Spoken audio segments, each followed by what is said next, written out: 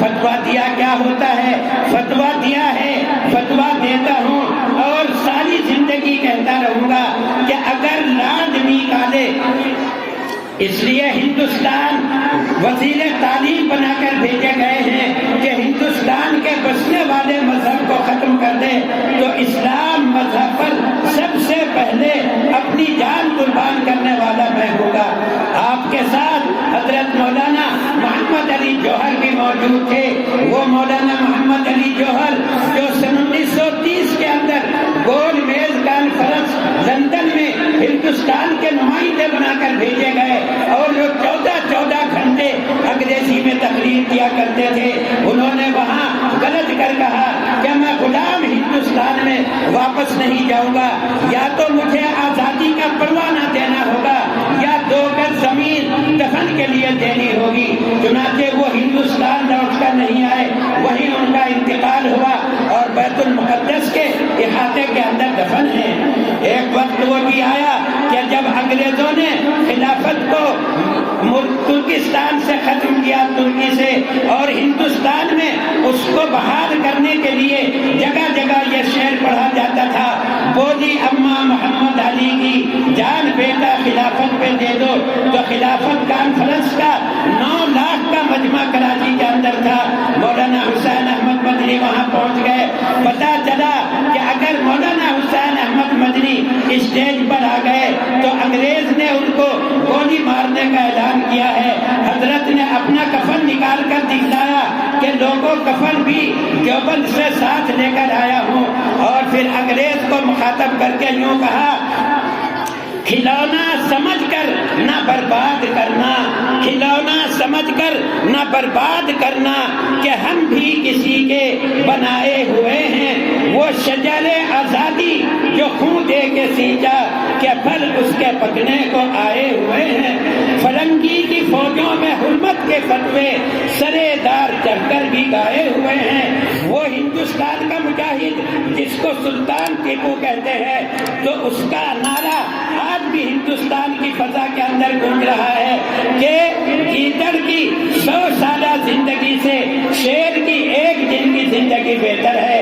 1799 کے اندر انگریزوں سے لڑتا ہوا شہید ہو گیا۔ 3 گھنٹے تک انگریز کو لاش پہ آنے کی ہمت نہیں ہوئی، اور جب موت کا یقین ہو گیا تو انگریز حکمران نے اچھل کر کود کر یوں کہا کہ آج سے ہندوستان ہمارا ہے۔ حضرت مولانا شیخ الہند رحمت اللہ علیہ کی قربانیوں کو کون بھلا سکتا ہے کہ جن کو 70 سال کی عمر میں اس وقت انگریز نے گرفتار کیا جدہ سے کہ جس وقت ان کا قد ان سے زیادہ جھک چکا تھا، اور 3 سال تک مالٹا کی جیل کے اندر ان کو رکھا گیا، جو مصر کا ایک بالکل ٹھنڈا علاقہ ہے۔ ان کا سن 1921 کے اندر حکیم اجمل خان کی کوٹھی پر انتقال ہوا، جنازہ دیوبند لایا گیا، تو اس وقت حضرت مولانا حسین احمد مدنی وہاں موجود نہیں تھے۔ جب آپ تشریف لائے تو لوگوں نے کہا کہ حضرت مولانا ہم نے ایسا کسی انسان کا بدن نہیں دیکھا۔ حضرت شیخ الہند کے کپڑے جب غسل کے لیے اتارے گئے تو پورے بدن کے اوپر ایسے نشانات تھے کہ جیسے اونٹ کا زخم روکنے کے لیے داغ دیا جاتا ہے۔ تو مولانا حسین احمد مدنی رو پڑے اور یوں فرمایا کہ میرے شیخ نے یہ راز ظاہر کرنے سے مجھے منع کیا تھا، آج حضرت نہیں ہے تو میں یہ راز ظاہر کرتا ہوں۔ جب ہم مالٹا کی جیل میں تھے تو دوسرے تیسرے روز انگریز وہاں پر آتا اور یوں کہتا کہ مولانا آپ یوں کہہ دو کہ میں جنگ آزادی میں شریک نہیں تھا، ہم آپ کو چھوڑ دیں گے۔ آپ یوں ہی کہتے کہ میں بلال کا وارث ہوں، تم میری چمڑی تو ادھیڑ سکتے ہو، میرا ایمان نہیں چھین سکتے۔ یہ قربانیاں ہمارے بزرگوں نے اس ملک کو آزاد کرانے کے لیے دی۔ کون سی تاریخ بنائی جا سکتی ہے؟ شاملی کے میدان میں کس نے محاذ قائم کیا؟ امبالے کے اندر کس نے محاذ قائم کیا؟ حضرت مولانا رشید احمد گنگوہی، حضرت مولانا قاسم نانوتوی، یہ سارے محاذ شاملی کے اوپر تھے کہ جن کو انگریز نے طرح طرح کی سزائیں دی۔ امبالے کے اندر حضرت مولانا جعفر تھانیسری نے محاذ قائم کیا کہ جن کو انگریز نے 20 سال کے لیے کالے پانی کی سزا دی۔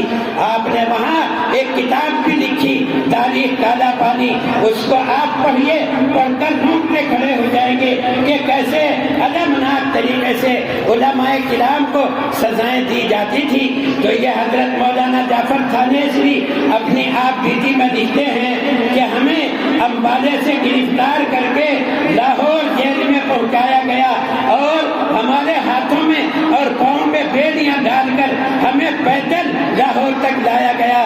جب ہم لاہور پہنچے تو جیل کے سپرنٹینڈنٹ نے یوں کہا کہ یہ ملا ایسے باز نہیں آئیں گے، تو ایک لوہے کا بہت موٹا آنکڑا جو 2 فٹ کا لمبا تھا وہ ہمارے پاؤں کی بیڑیوں میں ڈال دیا گیا۔ اب چلنا پھرنا بھی مشکل ہو گیا، ہم جب چلتے تو ہرن کی طرح چوکڑیاں بھر کر دونوں قدم اٹھا کر اچھل کر چلنا پڑتا تھا، اور یہ آنکڑا کالے پانی جانے کے بھی بہت دن کے بعد نکالا گیا۔ تو یہ کوئی معمولی سزا ہے؟ اور پھر ہمیں لاہور سے ملتان پہنچایا گیا، اسی طرح وہ ہمارے پاؤں کے اندر اور آنکڑا اور ہاتھوں میں ہتھکڑیاں لگی ہوئی مال کر ایک پنجرا ایسا بنایا کہ جس میں چاروں طرف سلاخیں لگی ہوئی تھی۔ اگر غفلت کے ساتھ نیند کا جھونکا آنے پر ذرا سا پیچھے کو کوئی آدمی ہو جاتا تو وہ سلاخیں اس کے بدن کو چیر کر رکھ دیتی، لہو لہان ہو جاتے۔ پھر جب ملتان جیل کے اندر ہم پہنچے تو وہاں ہمیں بتلایا کہ تمہیں صبح کو پھانسی ہوگی۔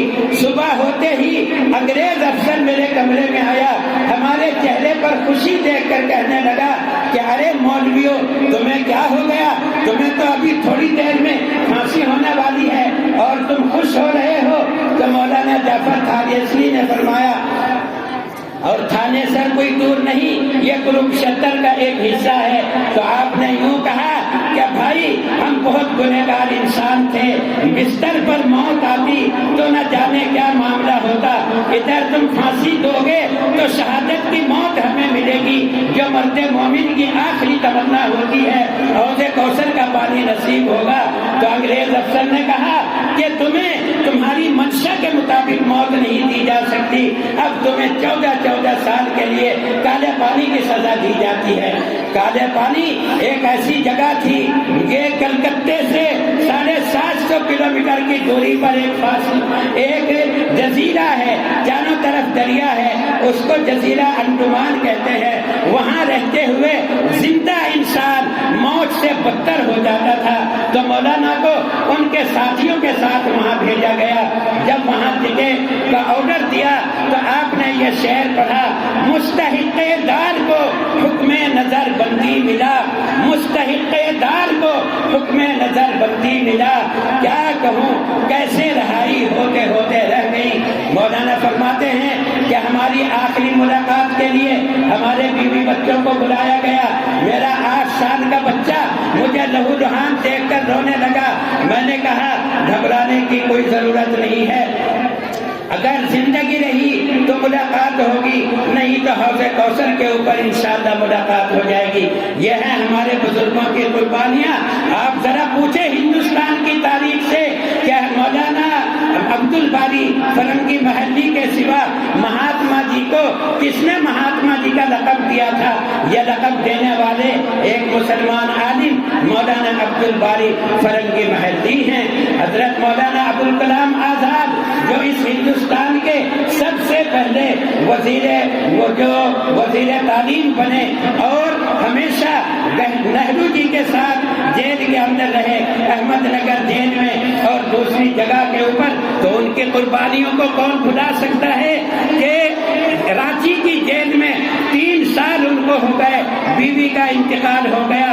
انگریز نے کیمرون کے طریقے پر رہائی نامہ لکھنے کو کہا کہ آپ درخواست لکھ دو، ہم بیوی کے جنازے میں شرکت کے لیے آپ کو تھوڑی دیر کے لیے رہا کر دیں گے۔ تو مولانا ابوالکلام آزاد نے جواب میں لکھا کہ میں اپنی بیوی سے حوض کوثر پر ملاقات کر لوں گا، میں انگریز کے آگے درخواست لکھ کر جھک نہیں سکتا۔